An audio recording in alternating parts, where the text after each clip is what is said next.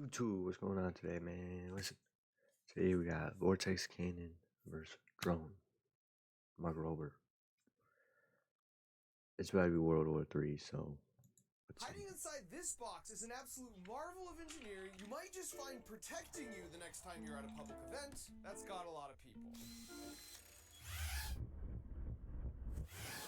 And while this just might look like a boring old drone, it's actually one of the fastest in the world. It's autonomous, and it weighs 5 times more than is typical. Because the purpose of this drone is to lock onto a bad guy drone trying to do bad guy things, and then smash it into 1,000 pieces.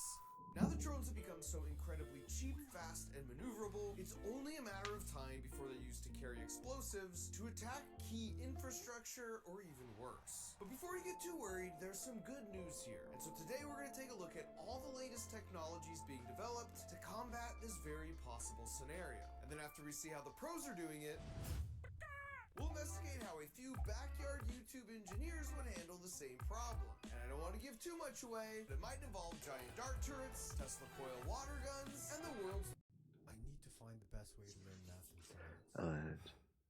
It's brilliant.org. largest Vortex cannon. Now to kick things off with the pros, I headed down to a company called Anduril, who are one of the leaders when it comes to drone defense, where I met up with their founder Palmer Luckey, who by the way, you might recognize as the dude who dropped out of school at 19 years old to invent the Oculus VR headset. And right out of the gate, he set the stage. The United States has the ability to defend against fighter jet attacks or bomber invasions, and zero ability to control what happens in the first few hundred feet of our airspace. That's the thing we have to solve. We have to tame the Wild West. Palmer explained to me there are 6 primary ways to take out a drone with bad intentions, and every method has a major flaw, except for number 6.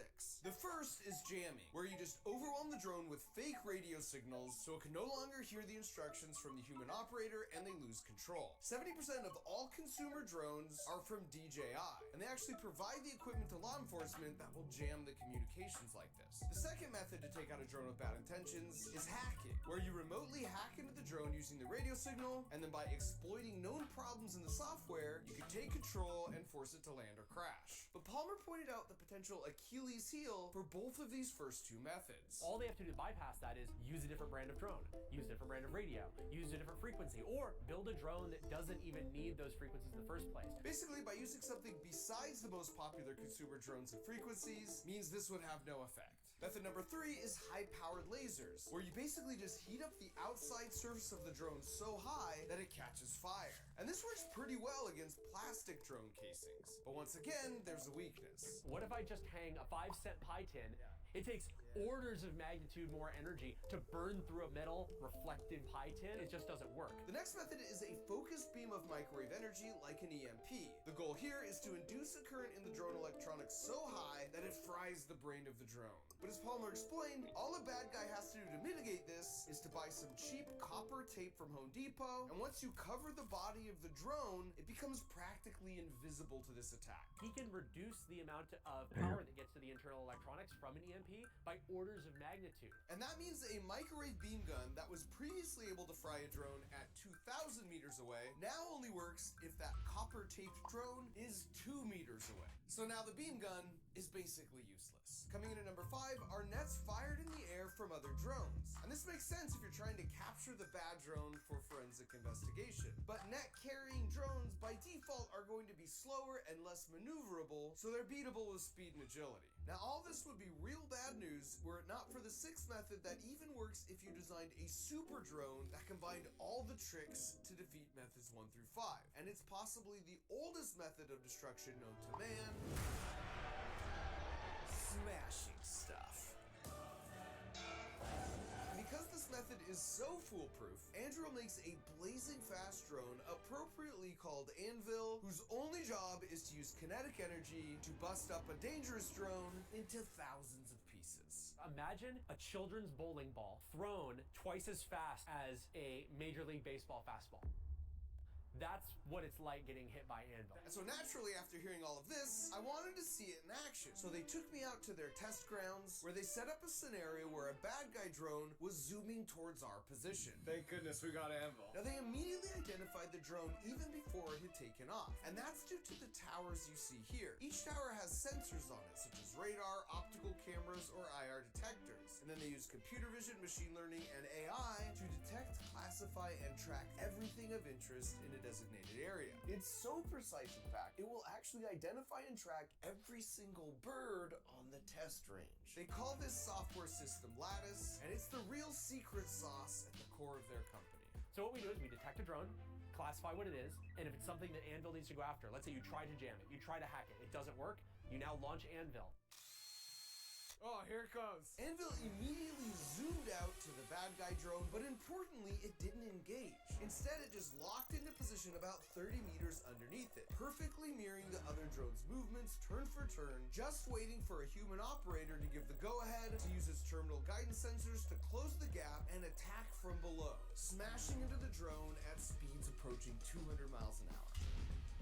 Now besides just Anvil, they have other systems too, such as Roadrunner here, which is designed to take out faster and larger drones where you would typically have to fire a Patriot missile. But unlike a Patriot missile, Roadrunner costs an order of magnitude less, and if you just scare off the threat without needing to engage, then it can come back to be reused for another time. Ultimately, Anduril is taking the SpaceX approach to using cutting-edge engineering to make things way more capable for way less money. And you know they're doing something right because they have some portion of their solutions currently implemented in a lot of different places. Southern border, northern border, national parks, military bases, around critical infrastructure, around nuclear energy sites. There's a lot of sensitive places where you don't want to have no idea who's there and what they might be doing. And so now that we've got a handle on how the pros do drone defense, the question you're probably wondering is how would Mark Rober do drone defense? And I think the answer is, it would probably look something like this. A 7-foot-tall, fully articulated mega turret that fires a 6-shooter barrel worth of preloaded mega darts. And so to properly test out how effective this was, I called 3 of my engineering buddies who also came up with their own ideas on how they would tackle the problem, and it sort of turned into a 4-person backyard engineering competition. So in addition to my mega turret, their designs might include a fully electrified drone squirt gun, a Vortex cannon that can do some real damage, and even a very scrappy system that does a little of its own autonomous drone tracking. But for context on our bootstrapped engineering showdown, it's important that I first let you know about a super secret project I've been working on for over 2 years, because ever since I launched Crunch Labs, the biggest bit of feedback was that this is great for kids to have a bunch of fun learning how to create and build, but what about something for teenagers and adults? Well, I'm happy to say that starting today, that exists now. And this is it. It's called Hackpack, and it's basically a series of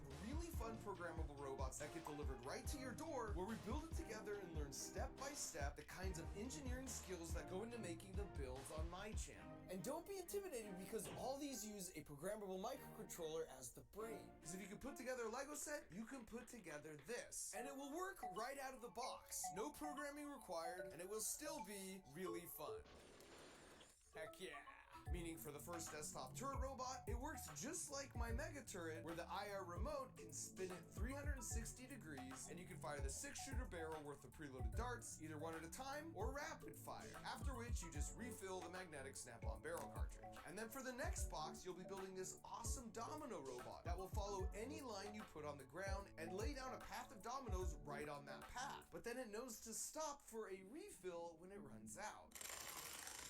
After that, you've got this oversized custom label maker that works using just a Sharpie and a roll of masking tape, or this beautiful sand garden controlled with the polar gantry. But here's the thing that makes these totally different, and this is the real magic of Hackpack. You can easily hack the brains of any of these robots in a bunch of ways to completely level up the functionality. So for example, for the desktop turret, you can make it password protected, so only you can control it. And if your friend tries and gets it wrong, the robot's gonna let him know that. Or there's a party mode, sort of like Pie Face, where everyone sits around the table and it will spin around as it terrifyingly plays with your emotions. Or you can hack it so when your dad turns on the TV, the receiver picks up on that signal and autonomously turns to his chair to unload the full barrel of darts. But there's even hardware hacks too, so it can continuously scan your office, and if you add a proximity sensor to detect an intruder, it will give them 6 convincing rapid fire reasons to get the heck out. And so all these cool ideas That's act dope. as a motivator for you to check out the web-based coding module where you can plug in your robot brain and make any of these updates. And when you're there, you'll see there's 3 levels. At level 1, the code is fully locked down, and you can only swap out the full code for verified new hacks, like the passcode hack. At level 2, you can now change some key variables, like how quickly the barrel turns, or how many numbers to put in your passcode lock. And then at level 3, you have full access to change everything. And since my goal is to take you from wherever you're currently at and then level you up, there's a community where you can post questions, as well as an AI chatbot named Mark Robot that will check your code for you and help you implement your most creative ideas. And each really slick looking hack pack box that gets delivered to your door not only includes a video for me that shows you how to put it together, but each video also gives you a new juicy nugget about the tools I use to build and code stuff, so you can grow your creative engineering brain muscles one step at a time. We put up the lid sticker instruction video for this first box, plus a 20-minute Arduino crash course on the Crunch Labs YouTube channel, so you can see for yourself that we're not cutting any corners.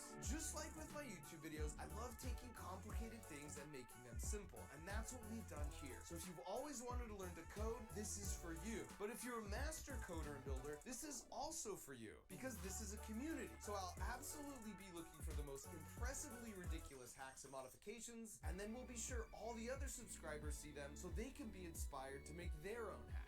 And Hackpack is a great activity to do with friends and family, or even just by yourself if you've always wanted to make and build cool stuff, but just haven't figured out that first step. On top of all that, a couple times a year, I'll randomly be selecting one box in which I'll place the Platinum Diploma. And if your box has it, congratulations, because college is now free for you or a loved one you want to transfer it to. Plus, you get to come out to Crunch Labs and brainstorm some of your own ideas with me and my team for a day. So if you want to embark on this journey of discovery with me, just go to crunchlabs.com or use the link in the video description. Where to say thank you, we're giving away 1 free box as an early subscriber special. We poured our hearts into these for over 2 years, and I am so confident your brain is going to love them. But supplies are definitely limited on this first run, so if you don't want to miss out, be sure to go check out that link in the video description. And with that, let's get to the competition. Gentlemen, what's the confidence level at? Here. Maybe like here?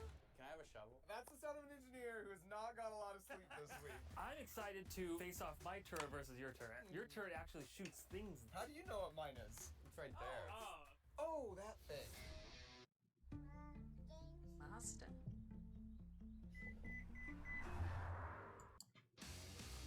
It's controllable with a Hackpack turret remote. No, I'm sorry. I'm sorry. Move it that way? Lucky for the boys, the turret got distracted as the first drone took to the sky, pausing at a height where only a mega turret could possibly bring it down. I could absolutely hit that with a rock. And while that might be true for the average person, none of us are exactly first to be picked in gym class type material. At any rate, it was time to see what this bad boy could do. Let me line it up. Hold on. Oh yeah, that's looking good. 3, 2, 1. Oh! That was pretty cool. Yeah! But you missed. Dang it! We're on the right. Fire! This is the one. I can feel it. 3, 2, 1.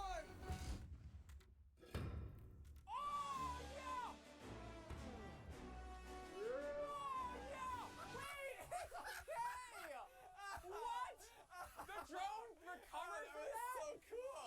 That drone is so much more impressive than the turret. But lucky for me, the definitely not made up on the spot rules state that if a dart makes contact with the drone, you get one final bonus shot.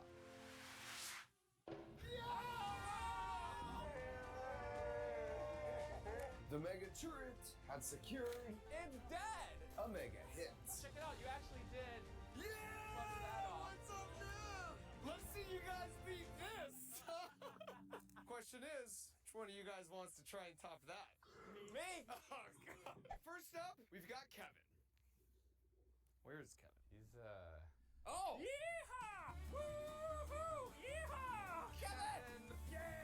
Yeah! Coming for your drones! This feels like it's bigger than Whoa! necessary. This is the VRAD cannon, avian defense turret. avian defense. So what? You scare birds with that? Yeah, and shoot down drones. And this concept was actually invented 200 years ago by farmers shooting at hail clouds in the sky to try and save their crops. But then they found a far less speculative application was just to shoot it towards birds to scare them away from eating all the seeds in the field. You're gonna look so silly if the drone doesn't get shot down with this thing, Kevin. Giddy up. And when you mix just the right amount of oxygen and propane in a combustion chamber and then give it a spark, you basically get a single-shot rocket engine. 3, 2, 1, fire! Fire! Wow, Kevin, real impressive. Oh! God! And it absolutely destroyed the drone. Oh my God! It like actually totally died.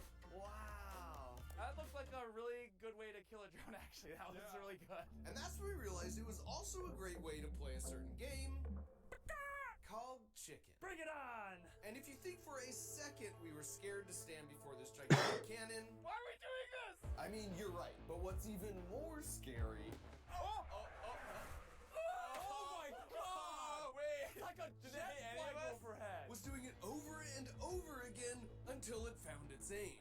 Oh! Like, was it? It's coming up towards us. Oh my god! I hope it blows your hat off and we can see what you're hiding under there. Oh no!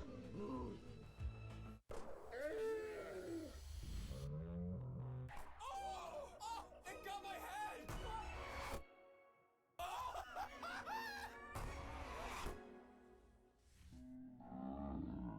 Oh! It's still going! Oh my God! And in our game of Chicken, we were definitely prepared to get much closer to the cannon like these guys, but we ran out of jet fuel, so sadly, we had to move on. This is my invention.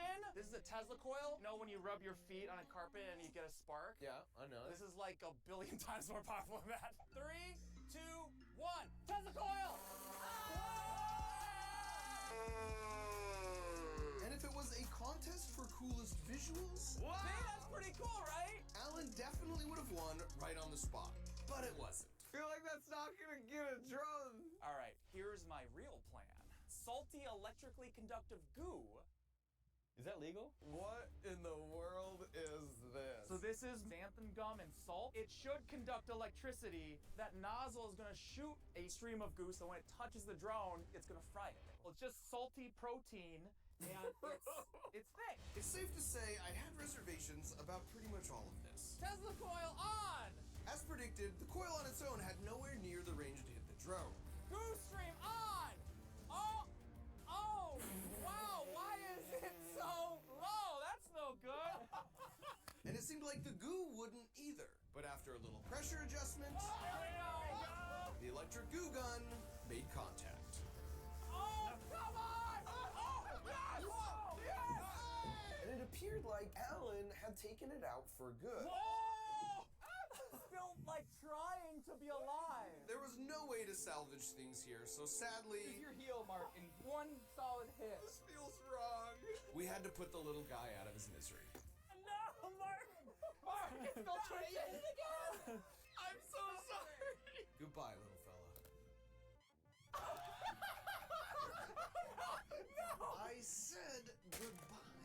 May your microchips forever rest in the watery depths below. And that's how you kill a drone. The light's still on. All right, Will, I think it's your turn. It's this. Drone in a fog machine. And special effects? I didn't know you could order a fog. But out of the fog, William's creation gloriously emerged. Sort of. I want you to hold on to that. Wait. And this was the point where I realized Will's drone had taken a sudden interest in what I was holding. I suddenly feel unsafe. It's looking at you. Run away, Mark, run away. And it was totally tracking me. Until it wasn't. I did finish it just 30 minutes ago.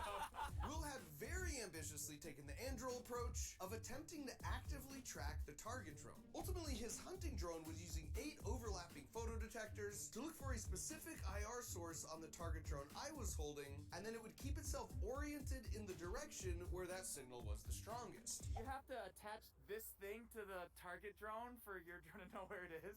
Yeah. I mean, how's it gonna take it down? By smashing into it. Let's do it. And this is where Will brought in his secret weapon, Peter Schriepel.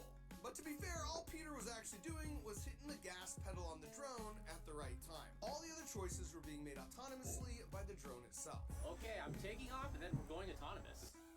All right, so it's hunting. Whoa, it's going towards It's hunting the Hey, drone. run! Oh, he missed. Oh boy, it's coming back.